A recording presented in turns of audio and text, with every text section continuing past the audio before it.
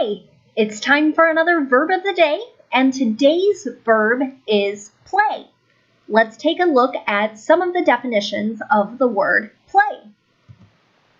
First, to engage in activity for enjoyment or recreation, not a serious purpose.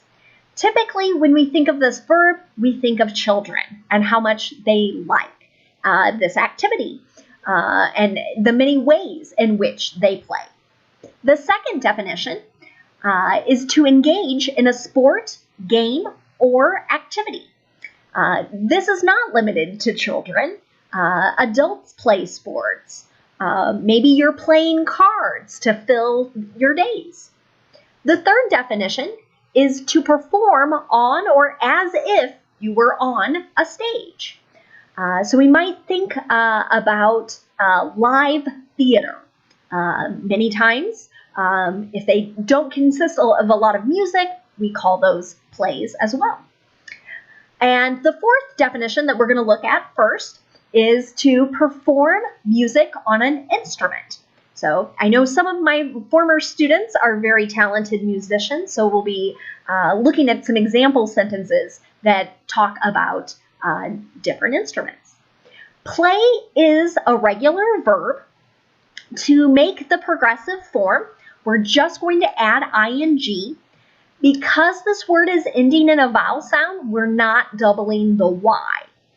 And then to make the past tense and participle forms, all we need to do is add ed. Let's look at some phrasal verbs with play. The first phrasal verb I have is to play along. And it means to agree or accept something in order to keep another person happy. I have an example sentence here. I disagreed with the plan, but I played along because everyone else liked it. Another way you might hear play along is if you have young children who are very creative and have big imaginations. They might sort of dream up a game or something, and they want you to play along. They want you to pretend that you're drinking something out of a cup or eating something that doesn't really exist. And you're doing it really to keep the child happy. Another phrasal verb is play around. And this could be used with children. You might tell your children to stop playing around, stop being silly. I need you to be more serious. Or we can use it with adults as well. And that's my example sentence here. My coworkers have been playing around all morning. You might also hear this used as an infinitive, a command. Stop playing around.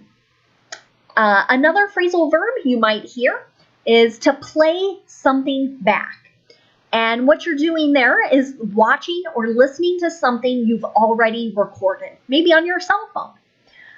My example sentence here is, I just played the video back to see her reaction to the surprise. Another phrasal verb you might hear is to play on. And all that means is that you're continuing to play music, maybe a sport, something else. An example of that is the band played on for another hour. So that's just continuing the music.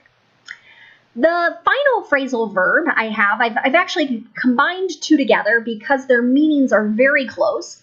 If we talk about playing up something, we're making something seem more important than it is. But if we play down something, then we're making it seem less important. My example sentence here, during the interview, he played up his experience even though he only had 2 months of experience. So here he's making it seem like the prior work he's done is very important, but it's been very short or for only a small time being. Great. Now let's look at some other verb tenses that use play. Today we're going to use different simple tenses. We'll do past, present, and future. And like always, we're going to look at how we make an affirmative statement, a negative statement, and a yes or no question in each of those tenses. In the simple past, all I need to do is add ed. It doesn't matter what my subject is. So here's my simple past sentence. She played the harp during the concert last month. This sentence is in honor of a former student. We also have a negative example here. To make the negative in simple past, I'm going to use did not and then the base verb. In the negative here, I didn't play the flute in high school. A true statement. And then if we want to make a yes or no question in the simple past, all we need to do is change the order of the helping verb did and the subject.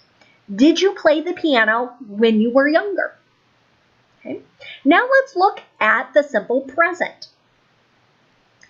If my subject is I, you, we, or they, I'm going to keep the base verb just as it is. So here I'm talking about a habit or a routine. I play soccer on Saturday.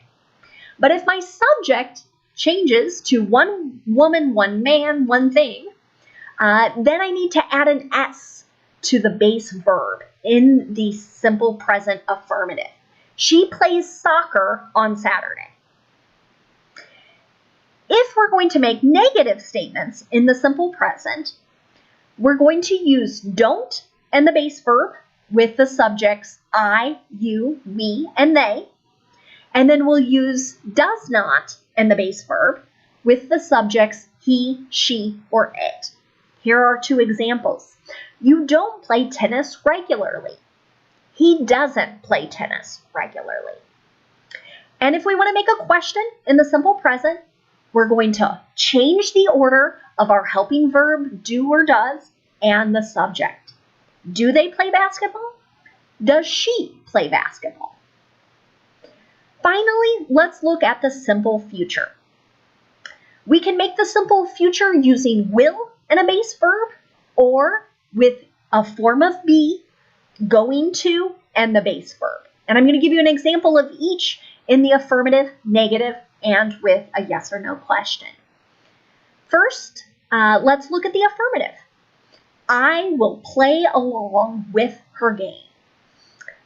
So again, maybe we're making a bit of a prediction with this particular statement.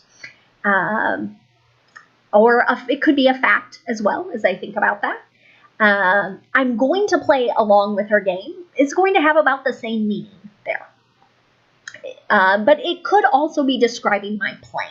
That would be the one way in which be going to is a little different than will. Let's look at the negative. We're going to insert our not after our helping verbs here. So will not becomes won't, and then we're going to insert our not right after the be verb if we're using the be going to form. So we have two examples. She won't play the video back. She isn't going to play the video back. Okay. Lastly, our simple future question, just like we've done with the other verb tenses, we're going to change the order of our helping verb and our subject. Will they play before nap time? So this is likely, I'm asking a question about some small children here. Are they going to play before nap time? Both of those questions would have about the same meaning. Great. Finally, let's look at some related words with play. First, let's think about play as a noun. It has a few different meanings as a noun. The first that I want to talk about is that it could be a dramatic performance. So that'll connect back to that other meaning we discussed.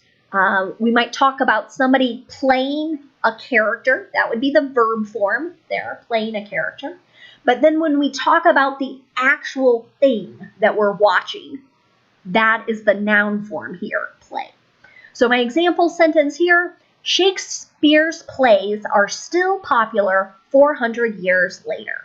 So Shakespeare, a very famous English playwright, which just means a person who writes plays. And here, plays, you can probably tell with the S there is plural. We're talking about a thing. The second meaning for play as a noun could just be activity for amusement or recreation. You'll see in my sentence here, it's important that children learn through play. The next noun I have here is something that parents might be more accustomed to hearing about. It's a play date. And really all that this is an appointment, usually scheduled between the parents. Let's get our children together to play. You might meet at a park. You might go to one or the other's house. But really a play date could occur in many, many different locations. So my example sentence there, my children have regular play dates with their friends. The last noun I want to talk about is a player. And that, again, could be a person taking part in a sport and a game, or it could be a person who is playing an instrument, right? So I have two examples, one of each here. I could describe a person as a volleyball player, or I could say the sentence, he's been a guitar player for 10 years. So I want to thank you for tuning in today to learn more about how to use the word play. I hope you'll continue to practice your English reading, writing, speaking, and listening skills. Have a great day.